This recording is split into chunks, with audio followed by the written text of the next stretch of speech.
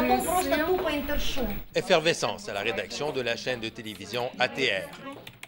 Une de ses équipes de reportage vient d'essuyer des coups de feu. Alors qu'elle était en train de montrer en direct à l'antenne l'attaque d'une base militaire ukrainienne par un groupe de miliciens pro-russes.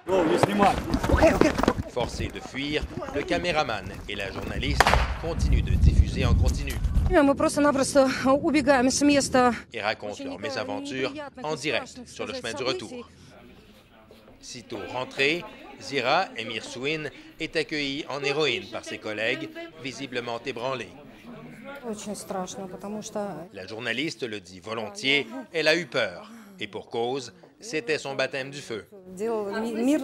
Avant cette crise, je faisais toujours des reportages en direct sur des sujets légers, pacifiques, sur les gens, dit-elle.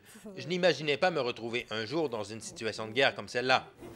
Elle est aujourd'hui convaincue que le métier de journaliste est actuellement le plus dangereux en Crimée. En tout cas, c'est ce que ressentent les journalistes de cette chaîne privée tatare de Crimée qui se font régulièrement bousculer, insulter et intimider sur le terrain.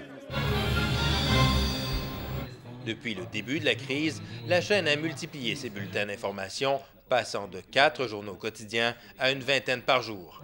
Elle diffuse dans les 3 langues parlées couramment en Crimée et s'efforce de montrer les 2 côtés de la médaille. Résultat, la chaîne a beaucoup d'ennemis, surtout chez les pro-russes, affirme son rédacteur en chef. On ne diffuse pas ce qu'ils voudraient qu'on diffuse. On montre la réalité telle qu'on la voit, telle que tout le monde ici peut la voir, dit-il. Du coup, le site web de la chaîne est la cible d'attaques informatiques. Ses émetteurs sont victimes de pannes mystérieuses et les câblos-distributeurs cessent de retransmettre son signal. En fait, depuis quelques semaines, c'est tout le paysage audiovisuel de Crimée qui s'est transformé en profondeur. Par exemple, les chaînes de télé ukrainiennes ne sont plus diffusées ici, remplacées par des canaux russes. Et la chaîne publique de Crimée est aujourd'hui le porte-voix du nouveau gouvernement de Simferopol qui milite activement pour un rattachement à la Russie. Le référendum de dimanche sur l'avenir de la Crimée prend évidemment toute la place dans les journaux télévisés de la chaîne d'État.